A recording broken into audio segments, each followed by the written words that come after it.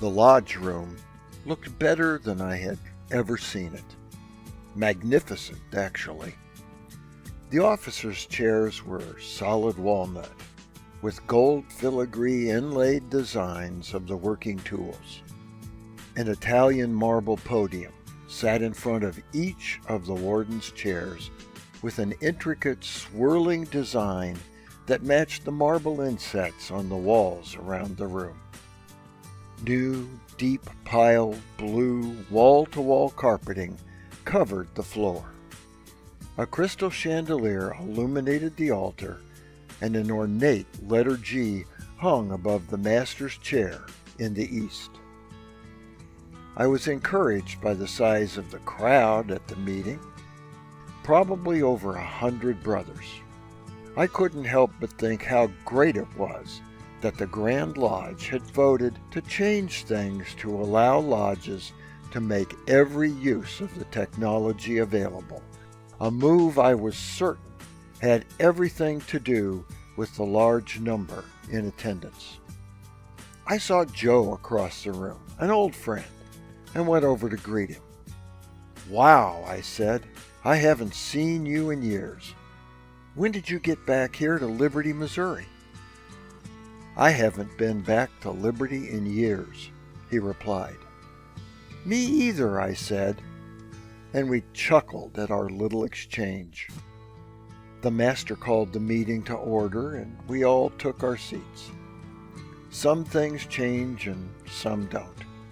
After the opening ceremonies, the secretary read the minutes, and the treasurer gave his report.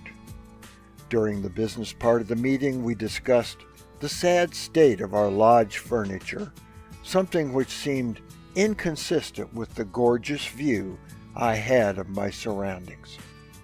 Based on the treasurer's report, we decided we didn't have the funds to do anything about it now, but with participation up under the new rules, maybe we could do something next year.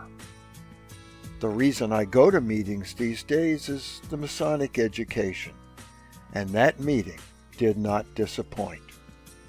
We took a walking tour of Le Loge des Neuf Sœurs, the Lodge of the Nine Sisters, as it appeared during the time Ben Franklin was a member. Then the main speaker, Brother George Washington, spoke on his thoughts about the fraternity, a presentation based on his writings and experiences during his lifetime. The master closed the lodge, and I greeted several more old friends before leaving. Conversing with them after the meeting, we agreed it had been an inspirational evening and would look forward to more of this kind of meetings in the future. A great evening at an end, I popped the virtual reality contact lenses out of my eyes and reacclimated myself as I looked around the stark, empty, virtual reality rooms surrounding me. "I'd really like to go back home and visit that lodge," I said to myself. "Gosh, I don't think I've been back there since about 2025. Then I leaned on my walker and slowly made my way back to my room at my retirement home in Florida. For the Whence Came You podcast, this is Steve Harrison with the Masonic Minute.